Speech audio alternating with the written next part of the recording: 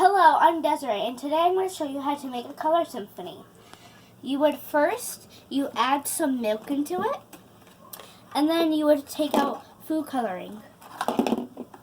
And then you would put the colors you want in there.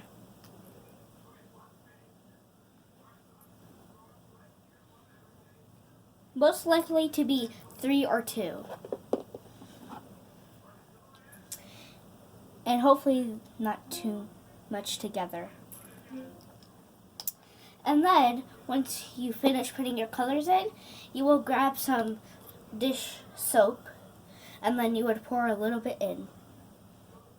And then it will start to move. And then that's really how it goes, and then it can make a new color. Because it's over there. More? Just a little bit. And then if there's not enough, just add a tiny bit more of soap. And then the colors start to move. Now what's happening that makes the colors move? The soap is making it move because of the milk that we're using. It's fattening-ish. And the soap makes it better. It breaks down. And it breaks down the fattening. So then it starts to move. And then and now it's starting to make a new color.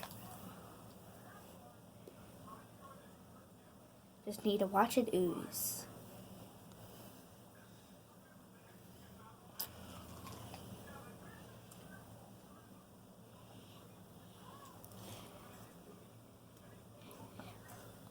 And also, if you see little things in it, it's possibly because of the soap.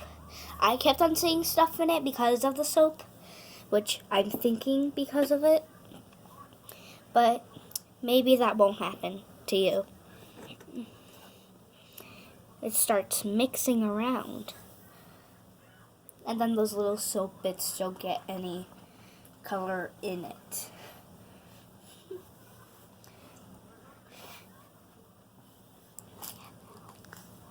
Okay. And that's how you make a color symphony.